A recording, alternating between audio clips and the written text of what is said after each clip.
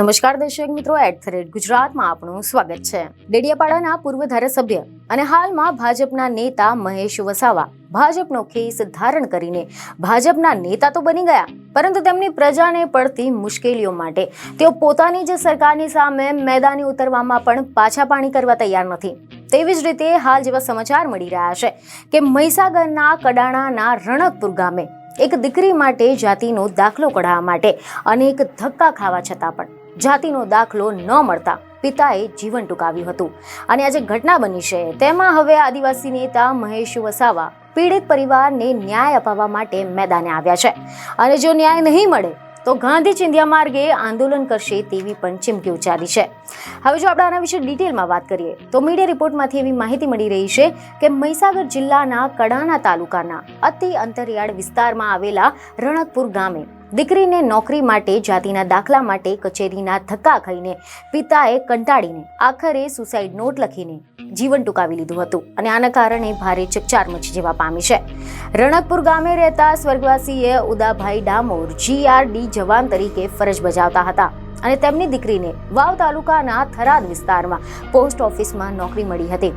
તેઓ અનુસૂચિત જનજાતિના હોવાથી જાતિ આધારિત નોકરી મળી હતી, પરંતુ પોસ્ટ ઓફિસમાંથી મળેલી આ નોકરી માટે જાતિનો દાખલો અંગ્રેજીમાં 10 દિવસમાં જમા કરાવવાનું કહેવામાં આવ્યું હતું, જેથી ઉદાભાઈએ કડાના મામલતદાર સાથે અમે આજે મુલાકાત લીધી અને ત્યાંના જે લોકોની રજૂઆત હતી કે આજે શ્રદ્ધાંજલિનો કાર્યક્રમ હતો, એની અંદર જઈને બેઠા અને લોકોની રજૂઆત સાંભળી અને એની અંદર અમને જણાવવામાં આવ્યું કે અહીં કોઈ પણ રાજકીય માણસ નથી આવ્યો અને બીજા કોઈ સામાજિક માણસો પણ નથી આવ્યો અને અમને કોઈ આશ્વાસન આપ્યું નથી।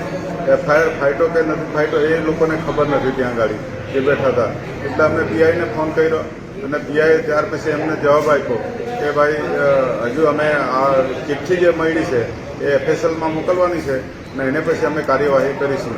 તો આજ દિન સુધી હજુ FIR નથી ફાઇટો, તો શું આ લોકોને કોઈ જાણ કરતા નથી? એટલે જલ્દીમાં જલ્દી FIR થાય અને જે તે આરોપી છે એની અંદર જે ચિઠ્ઠીમાં જે આરોપી તરીકે મામલતદારશ્રીને નામ આપ્યું છે, જેના પણ નામ આપ્યા એને આરોપી બનાવવા જોઈએ અને તાત્કાલિક FIR ફાટવો જોઈએ અને સરકાર તરફથી જે સહાય 25 થી 30 લાખ રૂપિયા મળે છે એ તાત્કાલિક ધોરણે આપવી જોઈએ એવી અમારી રજૂઆત છે। અને અગર જો એમને ન્યાય નહીં મળશે તો અમે ગુજરાતભરની અંદરથી એના માટે અમે ન્યાય માટે આંદોલન કરવા માટે કચેરીએ સતત 20 થી 25 દિવસ ધક્કા ખાધા હતા, પરંતુ તેમ છતાં પણ દાખલો ન મળતા તેઓ થાકી ગયા હતા અને આખરે દીકરીને સરકારી નોકરી ગુમાવવી પડશે તેવી ચિંતામાં ઉદાભાઈએ ઘર નજીકના જ ખેતરમાં વૃક્ષ પર ગળે ટૂંપો દઈને જીવન ટૂંકાવી લીધું હતું। અને આ ઘટનાના મામલે ડેડિયાપાડાના પૂર્વ ધારાસભ્ય BTTSના રાષ્ટ્રીય અધ્યક્ષ મહેશ વસાવા મેદાને ઉતર્યા છે। ખબર એવી મળી રહી છે કે તેમણે મહીસાગરમાં પીડિત પરિવારની મુલાકાત લીધી હતી અને આ દરમિયાન પૂર્વ ધારાસભ્ય મહેશ વસાવાએ એવું નિવેદન આપ્યું કે આ ગુજરાતના શિક્ષણ મંત્રી કુબેરભાઈ ડિંડોરનો મત વિસ્તાર છે અને આ ઘટના ખૂબ જ દુઃખદ છે અને આ વિસ્તારમાં જાગૃતતાનો ખૂબ જ અભાવ છે। ઘટના બન્યાના આજ દિન સુધી એક પણ રાજકીય આગેવાને આ પીડિત પરિવારની મુલાકાત લીધી નથી। હેરાન પરેશાન કરનાર અધિકારીઓ વિરુદ્ધ હાલ કોઈ FIR દાખલ થઈ નથી। ઉદાભાઈ દ્વારા લખવામાં આવેલી સુસાઇડ નોટમાં FSLમાં મોકલવામાં આવશે અને રિપોર્ટ આવ્યા બાદ ફરિયાદ દાખલ કરવામાં આવશે।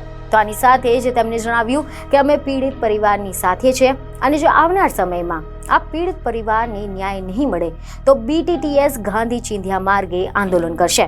આ બાબતની રજૂઆત મુખ્યમંત્રી તથા રાજ્યપાલને રૂબરૂ મળીને ન્યાય માટેની માંગણી કરવામાં આવશે। બીજને ખબર સાથે ફરી મળીશું। ધન્યવાદ।